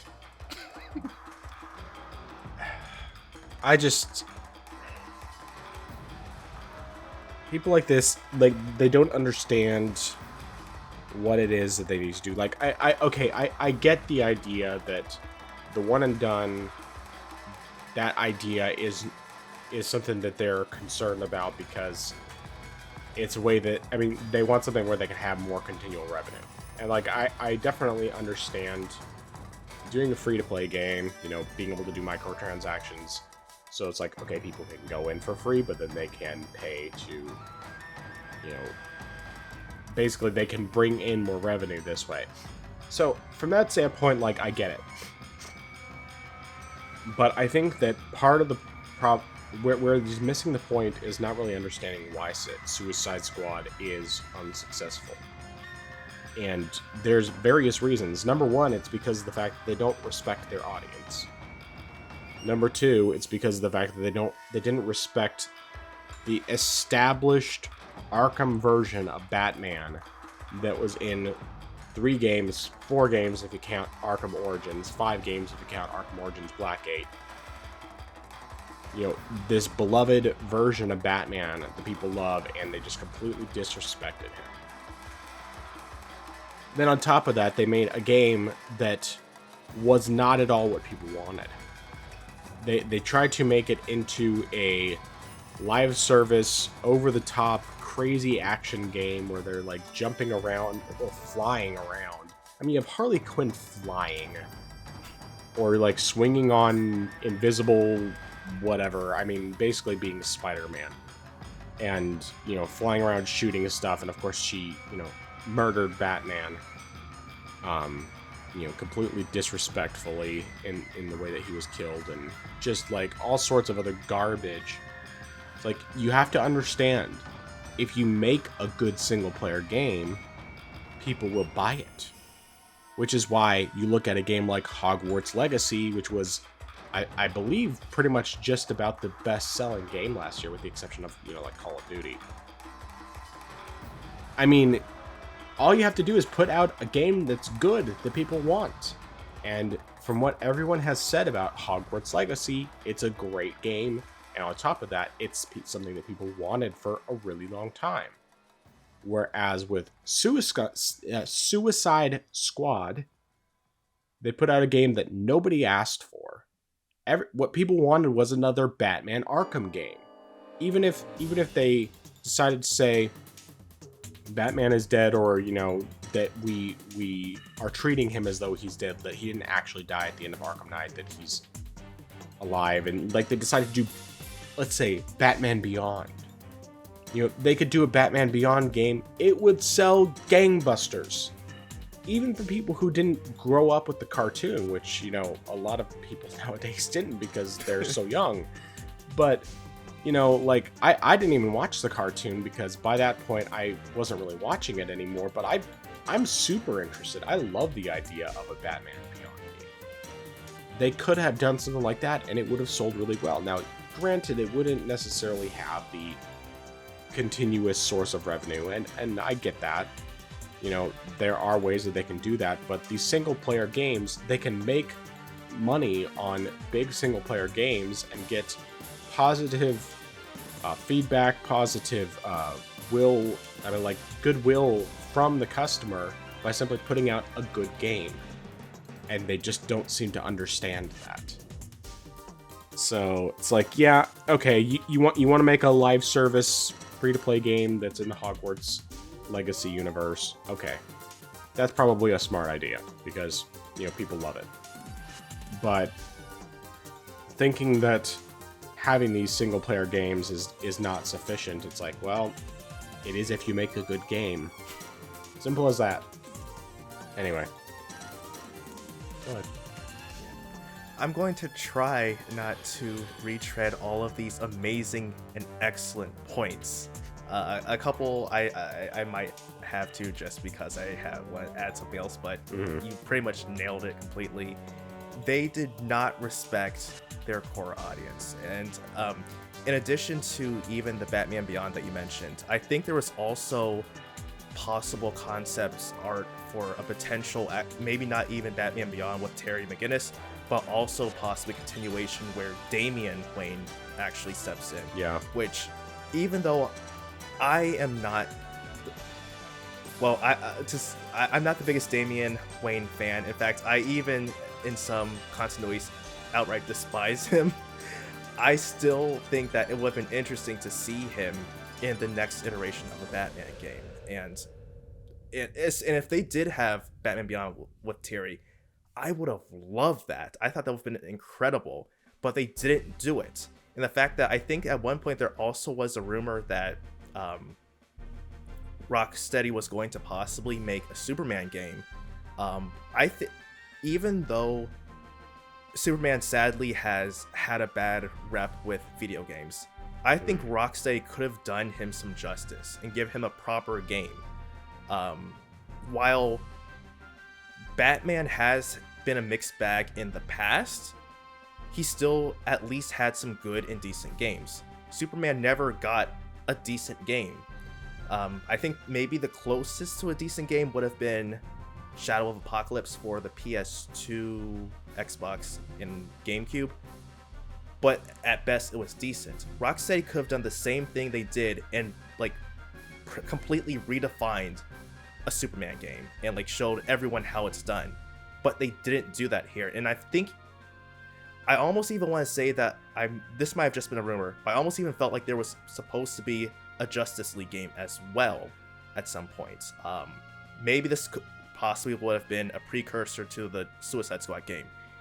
I feel like more people would have wanted that than a Suicide Squad game, personally speaking. I mean, what better way to then actually play all the heroes you grew up and loved, but instead of having to go out and kill them all systematically? I mean, I think that really is just, symbolically killing your childhood, essentially, by doing that. And as you mentioned, not only did they disrespect Batman, they also disrespected a whole lot of other heroes as well. With Green Lantern, they did not understand how Green Lantern rings work and why King Shark would not be able to use the ring at all. And the fact that, in his bio they just completely trashed him, that was sad. But yeah, I think that they really just completely mishandled things there. And definitely, I think the biggest thing that they really are missing the point is the fact that they don't have to do AAA games consistently. If you think that AAA games are a gamble, you don't have to always do AAA games. You can do AA games. You don't have to make such big and grandiose games. I mean, I understand, some gamers only want AAA. They don't want anything that's on a lower budget. The only thing that looks, slight, something with lower pixel density, something with fewer pixels, something with a slightly less resolution, or something that's not as shiny, doesn't have great ray tracing effects or anything like that. They want something they don't care about that. But at the same time, though, you say that it's a gamble to make these AAA games, but you don't think of any alternatives. I mean, rather than make a game that costs you upwards of $100 million, why not make something that's more manageable, something that's maybe, say, 10 million, 5 million, something that you think, okay, we can make an idea, can we make it work, and then just go and execute it. I mean, I want to say that Warner Brothers did something like that in older days with their games. I definitely believe they did something like that, But then at some point they decided, let's just make some larger budget games. And there's nothing wrong with that. But you don't always have to just do that. Nintendo, as much as I dislike a lot of their practices, they get this idea because they make games. They make their big Zeldas, they make their big Mario games, but they do also make smaller budget games because they realize, hey, while it's good to have these big games, sometimes it's good to step back and make these smaller games that are just something that people who enjoy these types of games can enjoy, and they can enjoy it. It's a good game, it has quality, but at the same time, we're not breaking the bank to make this game. So I think that's something they should do. You can't just also think that live service is going to fix things. Sure, you might get people interested. They might, there might be a new game. There might be some buzz around it. People might try again because it's free. But in the long term, though, are people going to play it? Are they going to want to invest in the game? Are they going to want to continually play these games? Because the free-to-play market is a huge market. I mean, everyone pretty much is in it, especially, I mean, granted, it's even larger if you're on, say, mobile, because, I mean, the Google Play, Apple Store, it's going to be flooded with free-to-play games. But you're really not thinking in a long term because of the fact that there are so many other games out there that are competing with gamers' attention. Why should they play this one game when they can play something else? But obviously, I think whatever they do, I think, or at least I'm hoping they know not to consult Sweet Baby Inc. again for their games. Hopefully they learn their lesson. But granted, considering the fact that they think that AAA is the problem and not the fact that there were a bunch of other problems as to why Suicide Squad failed, maybe they're not as receptive to the problems in the room. But but yeah. Yep. Well put. All right.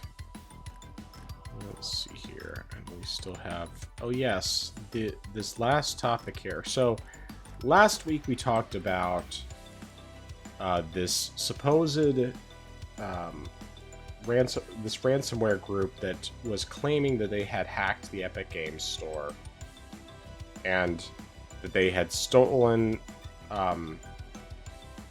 about 200 gigs worth of confidential information, usernames, passwords, credit card information, etc. And they were trying to get someone to buy it from them, and I think they said they were selling it for 15 grand. And if by the time the fourth rolled around they didn't sell it, then they would leak the information. So it was a hoax, and obviously my bias allowed me to believe they were telling the truth. But no, they actually let me just read here from Video Games Chronicle. This hacker group, or supposed hacker group, has actually admitted that it didn't have any of Epic Games data at all, and was carrying out a different type of scam. Instead of trying to sell Epic's internal data, they were trying to sell their fake ransomware infrastructure to other would-be hackers. The group claims that rather than trying to sell illegally obtained data, it was trying to scam criminals out of their money. And this is to quote them, "Now the real question is, why confess all this when we could just run away?" The group member asked in a statement. "This was done to illustrate the process of our scam. We don't think of ourselves as hackers, but rather as criminal geniuses, if you can call us that." All right, first, I'm just going to say one thing, and then I'll let you talk about this. If you have to tell people that you're a genius, then you're not a genius. All right, go ahead. So I am glad that no consumer information was actually stolen. I'm glad that losing that no one lost their payment information, their email uh, addresses, stuff like that. So I am glad that that part is definitely not true at all. But I think that this group is really dumb because I think it's one thing to try to um, blackmail companies and try to extort money from them essentially, but I think you're you really to try to scam criminals. I think that's possibly worse for you because I feel like criminals and governments are people you don't want to try to cross, and the fact that you blatantly stated that, yeah, we're trying to rip off hackers, like, that's not going to end well for you. So I don't know. Yeah, I don't know what their plan is in the long term, but I mean, for one thing, I think that people aren't hackers won't necessarily be able to trust them because it's like, why should we give you our money when you possibly are just, trying to rip us off? And the fact that also, I think the article even mentioned that twice they've also raised the ransom rates. I think even one person almost even paid $85,000 just because they were trying to scam the hacker and say, oh, we've got other prospective buyers. If you want this data, you better go ahead and pay this increase because we're seeing other people who might want to buy it instead. So I don't think this is a good idea for them in the long term. Granted, it's not like I'm condoning what they're doing, but at the same time, there's no common sense here that I'm seeing from them, because you might get away with this time, but do you think a hacker's really going to trust you the next time around, saying, oh yeah, we've got all this information here, just give us your information, just give us your money, and then it's like, oh surprise, there's nothing here actually. Like, they're not going to be happy with that. So yeah. Yeah, I mean, obviously, people like this, they count on the average person who is not aware enough, like doesn't know what kind of red flags to watch out for. They count on that type of person to fall for the trick so that they can scam them. The problem is they're trying to scam people who hack. It's like, these people are not stupid. That's why they are hackers. They're intelligent people who have enough skill to be able to hack through these things.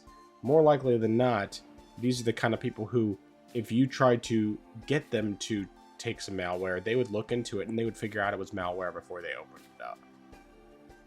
And I mean, on top of that, you just taught, you said the quiet part out loud. You explained exactly what your master, you monologued basically. He started monologuing. It's like, how dumb are you to think that monologuing about your evil plan is somehow not going to backfire on you down the line? People just, they don't make sense to me sometimes. I mean, I get it, in one sense that's just people in general, that's human nature. But it's like, you just couldn't resist monologuing and, explaining his evil plan. But whatever. Oh, I don't think I have anything else to say except, I mean, I'm glad I was wrong. And I'm also glad that nobody fell for this stupid trick. I'm just, I don't consider these people to be geniuses regardless of what they try to say. So, anyway. Any other thoughts? Nothing further from me. All right. Recommendations and dissuasions. I did not know actually. I've been thinking about all this week about what my recommendation would be, but because you brought it up, I actually went to recommend it now. Watch The Incredibles. It is a great movie, and Hmm. it gets better with time. I mean, when I watched it as a kid, I enjoyed it, but when I actually watched it when I was older and like started to understand more stuff that I wouldn't catch as a kid with the story and the themes, I thought this is incredible. And oh gosh. Yes, it is incredible, but yeah, but Yeah. it's a great movie and I really enjoyed it. And unfortunately, the sequel did not live to my expectations with the first movie, but still, if you just watch the first movie, that's good enough by itself. I enjoyed it. Hmm. It's a blast. And yeah, I probably, you know what, I'll probably watch it this weekend just because There you I'm go. reminded of it now. So that's my recommendation. Watch The Incredibles. All right. Well, I am going to recommend something completely different. So I don't know if this is a book that's been around for a long time, well before either of us were born. But I read it originally in my freshman year of college, and I've read it again since then. And I recently got the video series that was done after it, and the video series was done back in like the 70s. Um, so it's also old, but it's really really interesting. It's called "How Should We Then Live" by Dr. Francis Schaeffer. Um, and basically, it's looking through the rise and fall of Western civilization, and look not just like like going back, starting with like Rome, and seeing how it was that they went from um, being prosperous and everything else to falling down, and his conclusions behind why they did is not the typical thing that you hear, because it's coming from a Christian perspective. And so the arguments he gives for why the Roman Empire fell make a whole lot more sense than what people typically will say. But he starts with the Roman Empire and works his way forward through various times in history up through modern, which was as of the 70s. But the really interesting thing is the observations he makes about the kinds of things that helped the Roman Empire to fall, um, or that caused them to fall apart as a society and everything else. Um, are like, you hear those, like, that sounds exactly like what things are like today.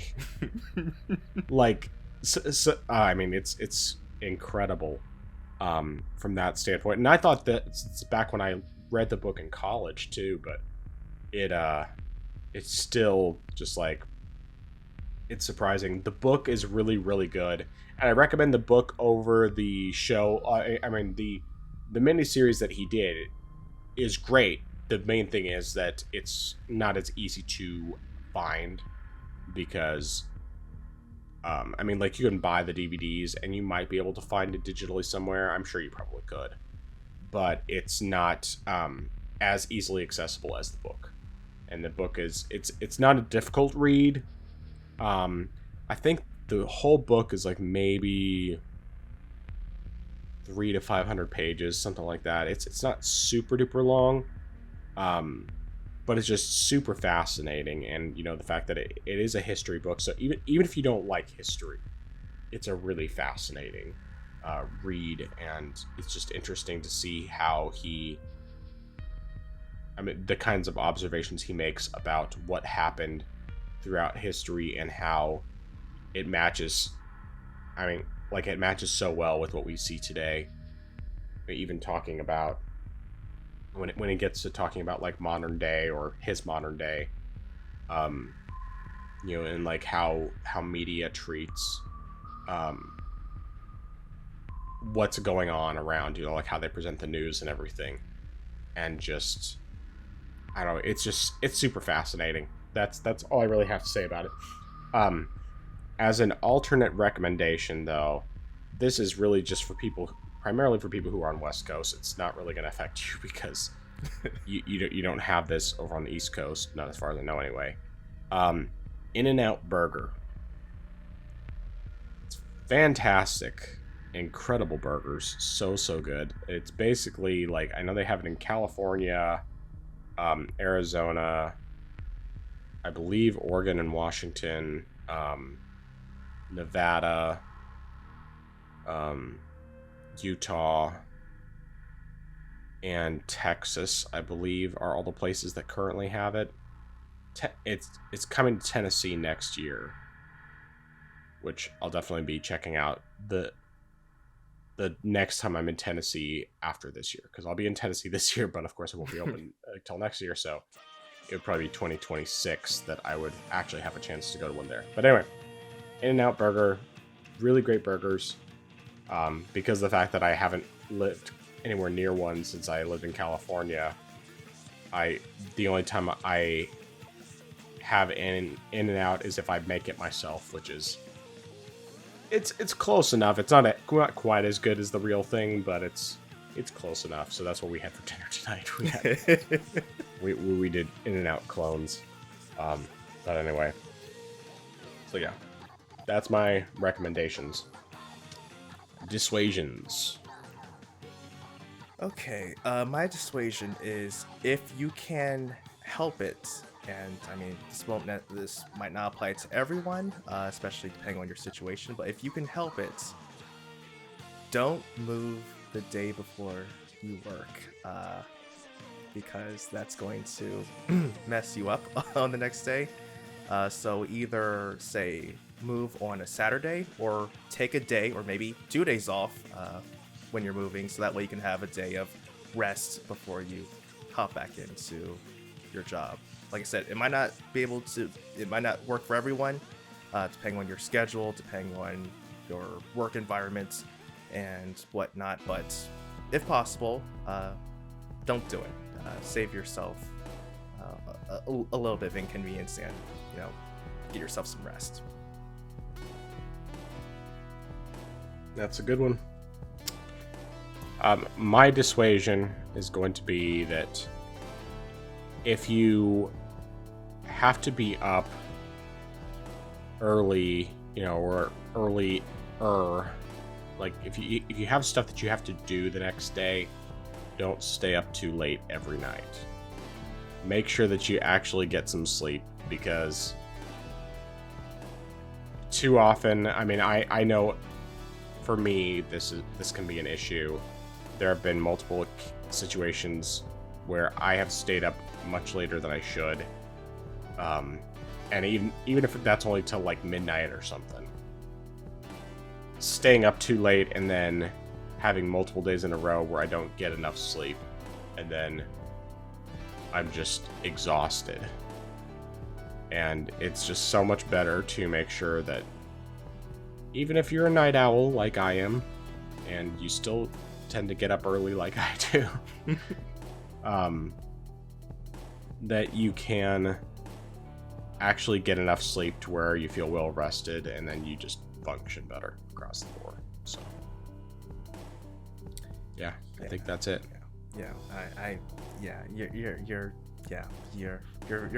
You're really convicting me right now, because that's something that unfortunately I'm guilty of sometimes, and especially when I say to myself, I'm gonna do better tonight. I'm gonna go to bed earlier. I won't stay up as late as I have been, and then I do it just the same. Yeah.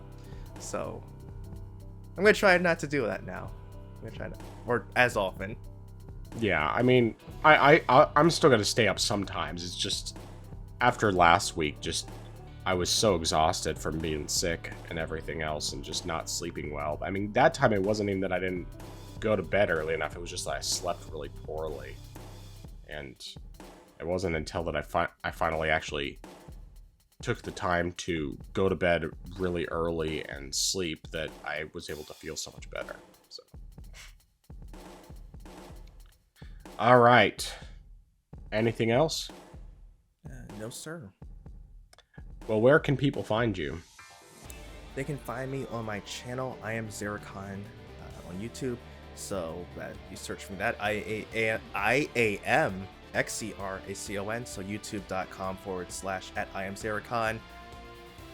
as I mentioned earlier, I was originally trying to work on a video for how to get Yuzu on Steam Deck, but due to the events that transpired, that video obviously didn't happen. But that means I'm just gonna go back and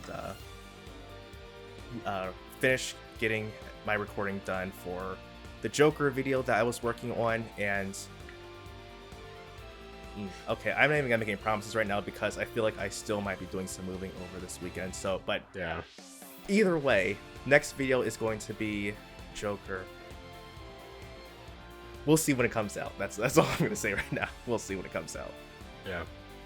Focus on what you need to do first. That's the important part. So. Cool. All right. Well, you can find me on YouTube at TheFrozenGamer87. I have, of course, been putting out the comparisons between the Switch OLED and Steam Deck OLED. Most recently, I put out a comparison between Hades for both platforms. Great comparison. And the next one that's going to be going up next Monday, that is... sorry, my brain's not working. That will be BioShock Remastered. So I'm looking forward to getting that one put together. It's already recorded. I just need to edit. And that should be a cool comparison. It's a fantastic game. I'm sure there will still be some salt, but it's just a cool comparison to do. And I legitimately think that the BioShock Remastered port on Switch is great. So I highly recommend either playing it either way, even though I'm super tempted to play through BioShock Remastered again. But that's not going to happen anytime soon. So you can also find me on my channel, Not Authentic But Delicious. That's my cooking channel at NABD Cooking. The most recent recipe I put out was a breakfast pizza recipe, which make sure, I say this with I would say this with any of my cooking videos, but especially this one, make sure you watch to the bloopers because I'm very proud of what I did this last time, and I will definitely have stuff like that in the future. It's not going to be the same one every time because even though that's my favorite one, I have other ideas. So, but yeah, I am hoping to get my brisket recipe fixed up and ready to publish as well next week, but I'm not sure yet because I basically have to re-record a bunch of audio because I found that a lot of the time that I was talking, my kids were sick at the time, and so they were coughing in the background, and I couldn't remove it with Audition, so it's basically going to be I need to find those sections, re-record those portions, and see if I can basically just fix the audio for that, because otherwise it's edited. But I need to do that because, number one, it looks amazing because the smoked brisket is fantastic. But two, because the fact that it's also important for a brisket pizza recipe that I have that I want to put up as well. But I don't know for sure if that's going up this next week, or if it's going to be something different yet. It really just depends on how much time I have to get the audio re-recorded. I'm hoping to just do it over the weekend, especially since I'm feeling a lot better, and then hopefully get that all ready to go. But either way, there's that. I can't think of anything else. But yeah. Alright, last chance. Anything else you want to say before we go? Yes, sir. Alright. Well, I am the Frozen Gamer 87. That is I Am Zeracon. We are the Orange Box Podcast, and until next time, to quote Proverbs 23:9, do not speak in the hearing of a fool, for he will despise the good sense of your words. Keep those in mind when you're dealing with salty fanboys, or people in general who are fools. Orange Box Podcast, out.